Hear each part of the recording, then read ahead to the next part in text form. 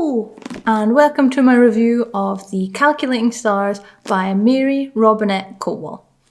This is the first book that I am reading for the July Fuckathon, which is a readathon that subverts all the crappy things that happen in the world.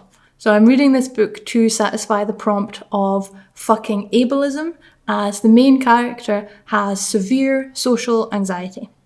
This book is set in the 1950s in the USA after a ginormous meteor has essentially destroyed the whole eastern coast of the USA, and it follows the main character Elma York on her mission to become an astronaut so that humanity has some possibility of surviving the horrific environmental impact and the world can decant into space and stay alive.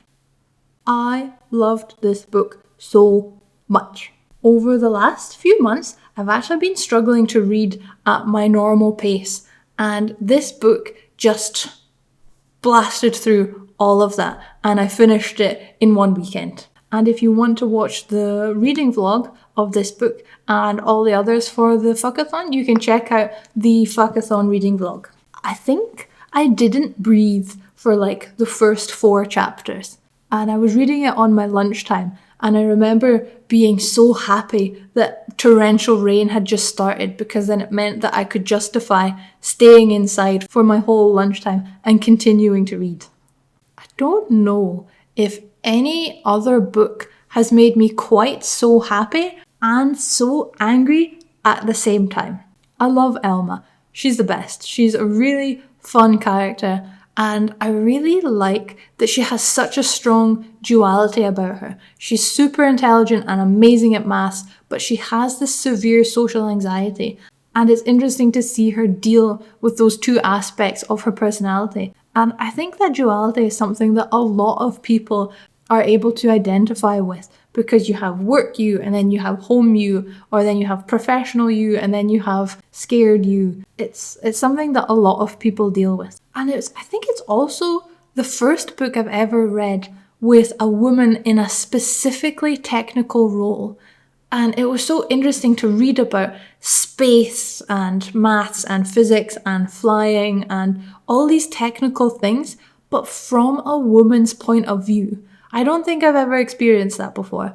And as a woman who works in, not STEM, but like STEM adjacent, I work in architecture, so it's like not quite engineering. It was interesting to see women having a great time in STEM is possible. And I really loved seeing the female characters excited about maths and physics and comics and all the things that as a female you're told that you're not supposed to enjoy, or that you're not good at, or just being able to see people in those fields that you never thought were possible for you.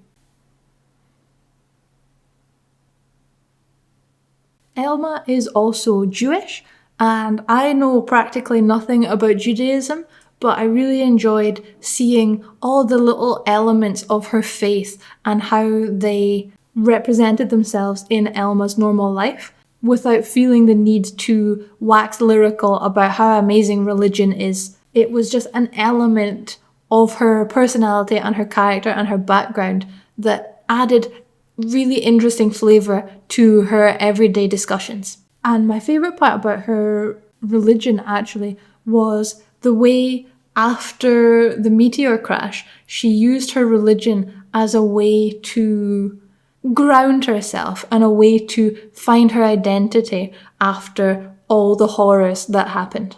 Speaking of horror, the sexism that she and all the other female characters had to deal with.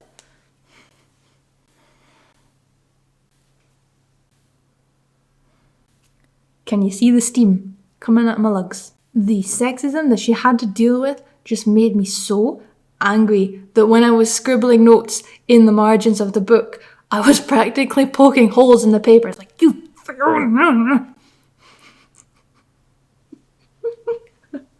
But all the hurdles that she had to jump just made it so much sweeter when she achieved her goal or she got what she wanted or whatever it was. It just made it so justified.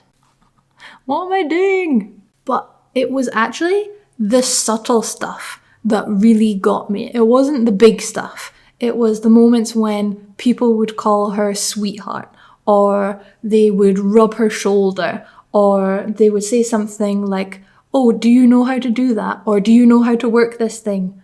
Like,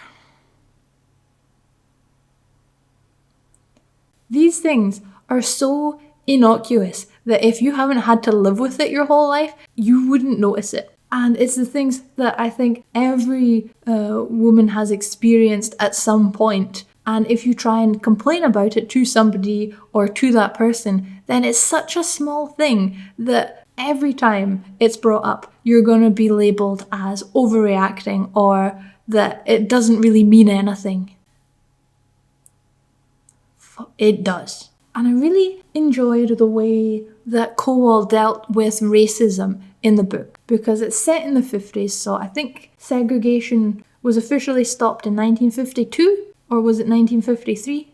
And Elma, the main character, is white. So the main arc that we follow with her is her journey to trying to become an astronaut. And the side arc that we go on with her is her learning to recognise racism in the society and her workplace. And this was as simple as she would go to a meeting or she would go to this place and she would notice that no black people had been asked to attend or had been invited. And she started to realise, and she slowly began to understand the systemic racism that was happening in the country at the time, that was completely blatant but always brushed under the carpet. Or like when she was trying to get her plane fixed up, she contacted all the mechanics in the area and they said they were too busy or they didn't have the parts and they just couldn't get to her. But she'd made a couple of new friends who were black, and they said, you called all the white mechanics, but you did not contact any black mechanics. They called one black mechanic who was like, yeah, no problem, I've got the parts, I'll fix it. And the plane was fixed.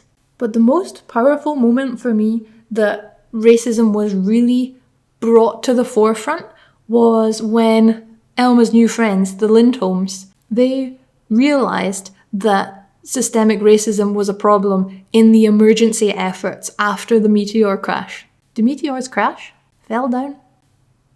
And they realised that all the refugees who were arriving were all white, and the whole area that had been destroyed definitely was not all white. So they made a plan. And I was like, oh, what's this plan going to be? Are they going to do something really daring and they're going to do this whole thing? But no, it was as simple as borrowing a plane, making some leaflets, and sprinkling those leaflets in the black and non-white neighbourhoods in the areas that had been destroyed, so that the people living there knew where to go to get help. Because the white relief effort that had gone in to help people had completely ignored the black and other non-white races in the cities. Kowal also dealt with medication in the same really sensitive way, not overt, simple and nicely done. Because, as I said, Elma suffers from severe social anxiety, and she went on a journey thinking that medication was awful, but Kowal showed us and showed Elma how it's not terrible, how it's not disgraceful, how it's nothing to be ashamed of to take medication if it helps you.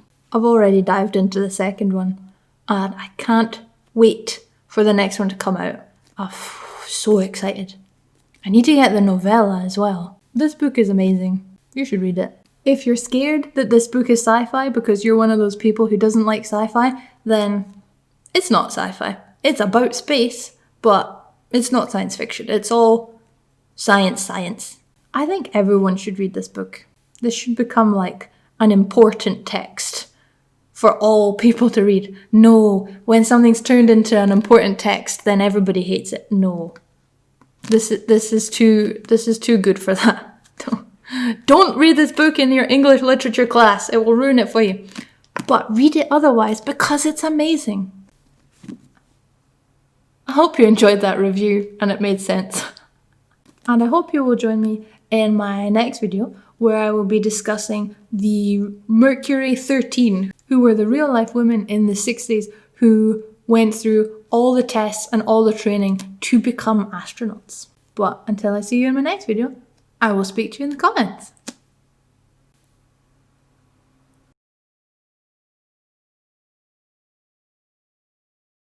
What am I talking about?